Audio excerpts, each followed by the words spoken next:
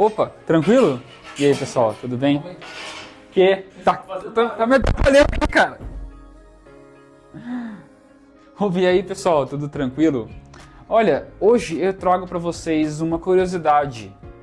Você já sempre se pensou naquela situação em que, pô, se eu tivesse feito alguma coisa, ou então, e se eu fizer isso, o que será que vai acontecer?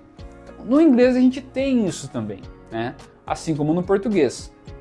E a gente chama de conditions, ok? São os ifs da nossa vida, tá? São os ifs da nossa vida. E eles são divididos em alguns diferentes, ok?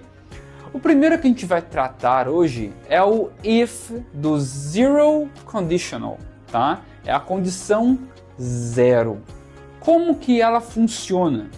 Como podem ver aqui, ela funciona em termos de fatos, tá?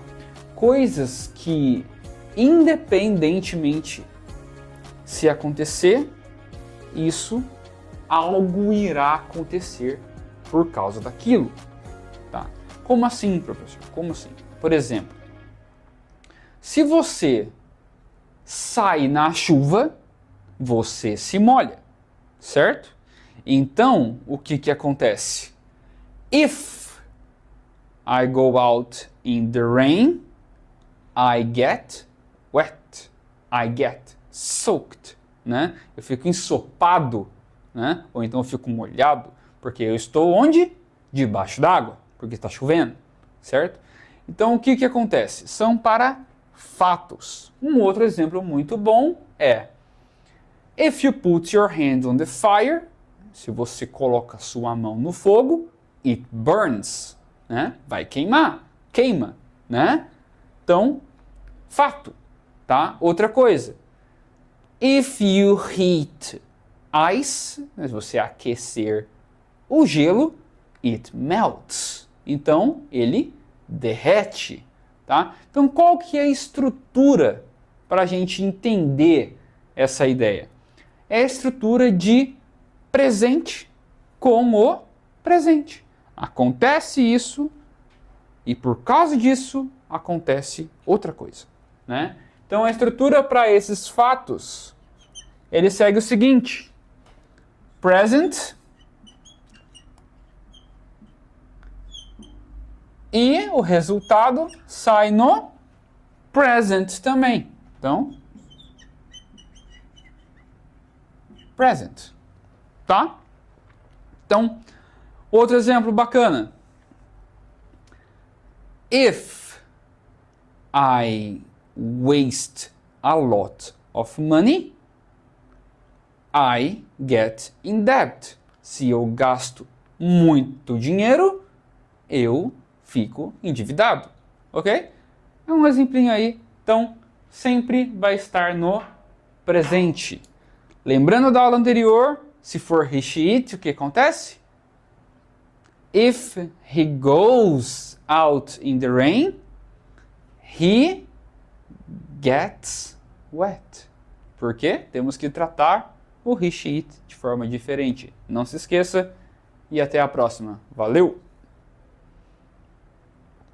Opa, pessoal, tudo bom? Voltando aqui com mais uma dica de if para vocês. Agora nós vamos ver o first condition, ok? A primeira condição, o if naquela situação que não é mais a questão de fatos que vão acontecer por causa de algo que aconteceu, ok?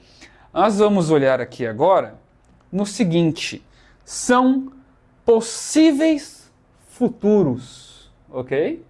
O que são possíveis futuros? É aquela coisa, se eu estudar bastante, eu passarei na prova, por exemplo, né? Um exemplo muito comum, né? If I study, I will pass the exam. Né? Então temos aí uma possível situação no futuro, né? Então temos aí o quê? Um possível futuro, certo? Que funciona como? Um outro exemplo bacana pra gente. If I work a lot, I will get rich. Ok? Então, se eu trabalhar bastante, ficarei rico. Né? Claro, né?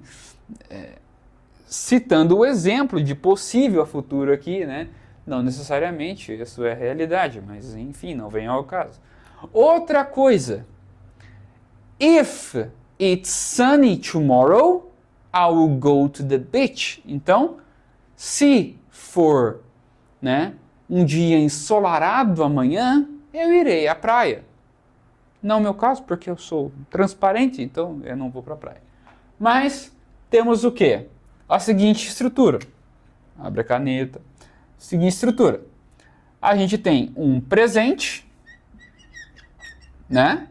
Um present. E aí, o que acontece?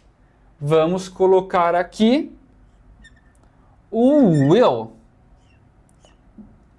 Ou então, caso seja algo que não irá acontecer, usaremos o will not.